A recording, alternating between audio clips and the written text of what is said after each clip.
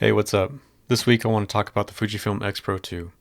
I'll be using my Xpro3 as a stand-in since I sold my Xpro2 a while ago. This is an extremely long-term and very image-heavy review of the Xpro2. The Xpro2 is an important camera to me, and I might be a little biased here because the Xpro2 was the first camera I ever bought way back in 2016. First off, this is not a technical review at all. If you want to know if you should buy an Xpro2, then the answer is yes, do it. Get a 35mm f2 to go along with it and go shoot. I think you'll be extremely impressed by this 6-year-old camera setup.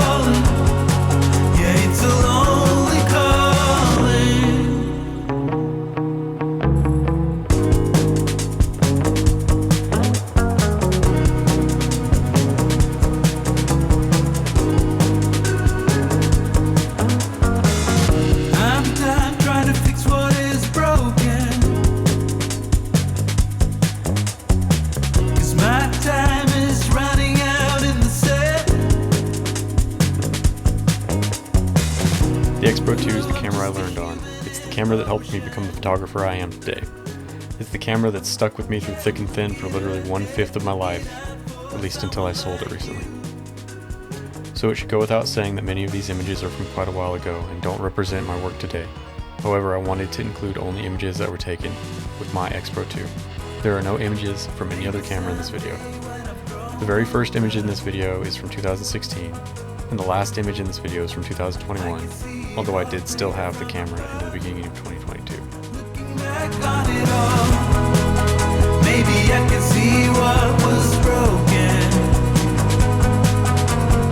Ooh, but it's a lonely calling. Yeah, it's a lonely calling.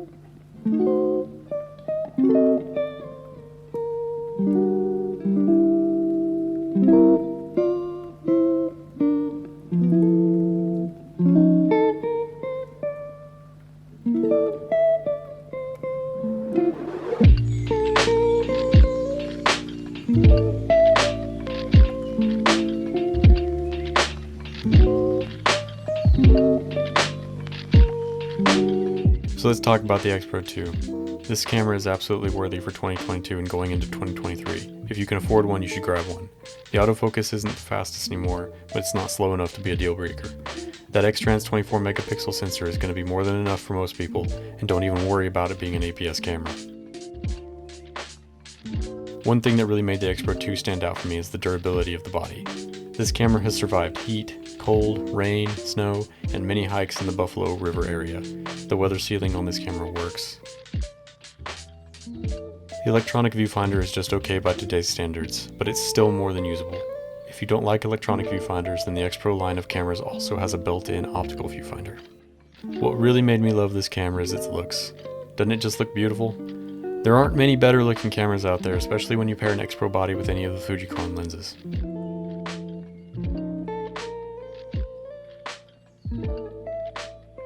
Gosh, I just really can't put into words how good of a camera the Xpro2 is. Pair it with any of the Fujicrons like the 23 or 50 f2 or even the 16 2.8 and you've got yourself a seriously powerful little setup. I went back through and re-edited many of the images you've been seeing, and I was quite surprised at how well the sensor compared to more recent cameras like the X-H2S. I really don't think you'd be losing out on any image quality by picking up an Xpro2 over an Xpro3 or any other more recent camera.